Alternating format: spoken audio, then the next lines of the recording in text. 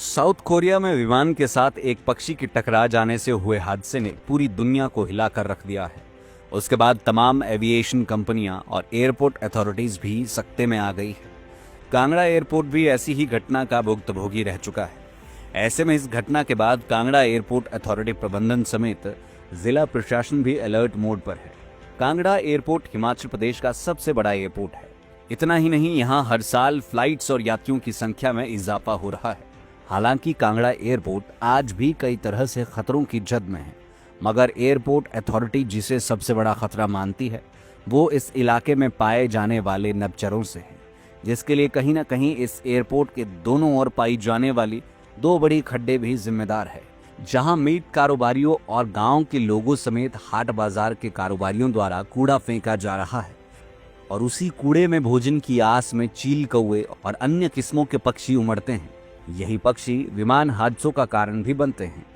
Kangra airport authority के निदेशक धीरेन्द्र सिंह की माने तो साल 2023 में इस तरह की घटना कांगड़ा एयरपोर्ट पर भी हो चुकी है, जिसमें इंडिगो के जहाज की नोक से पक्षी टकरा गया।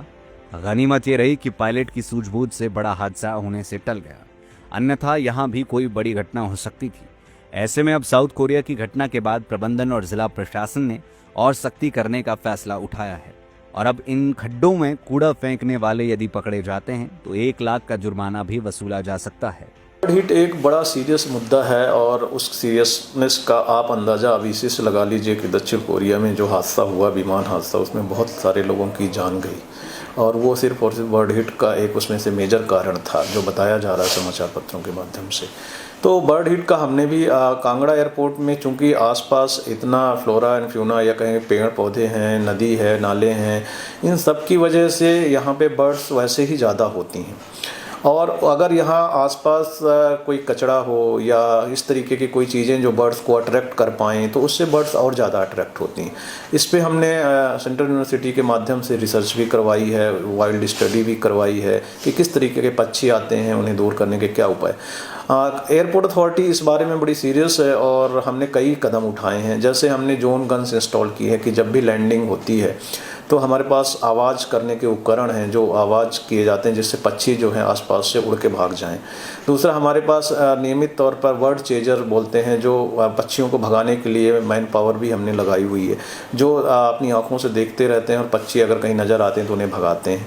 या कोई वाइल्ड लाइफ, कोई इस तरीके का कोई जानवर दिख जाए, हालांकि ऐसा कोई इंसिडेंस नहीं हुआ है, फिर भी इस तरीके से हमने अपनी सावधानी के लिए इस तरीके की चीज़ें रखी हुई। अब रही बात, क्योंकि अब बाउंड्री हमारी लिमिटेड है और वर्ड हिट हमारी बाउंड्री के बाहर भी हो सकते हैं, क्यों, तो निश्चित तौर पर जो प्रशासन का सहयोग बहुत ज़रूरी है।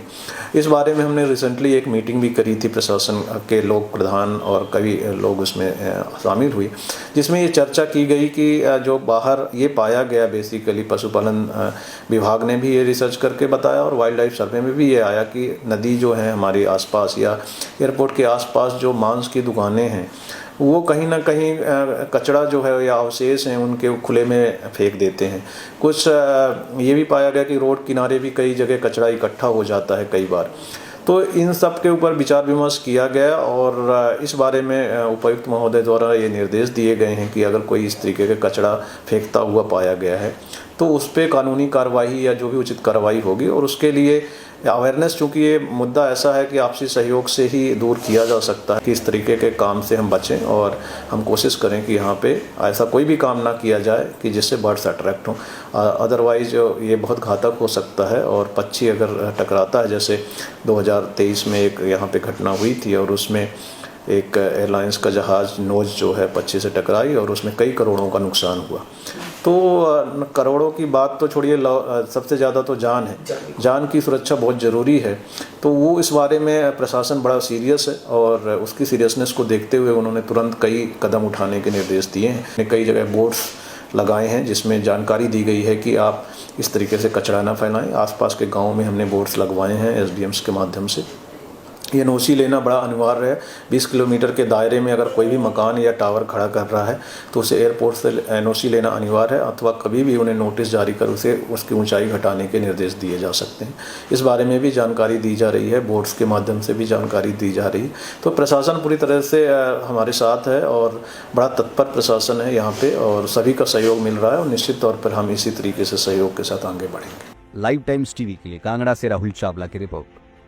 Bhushan jewellers festival bonanza, lucky draw बदल देगा आपकी जिंदगी। 10,000 की खरीद पर 3 चमचमाती कार और 5 स्कूटियां। तो आज ही विजिट करें भूषण ज्वेलर्स सोलन।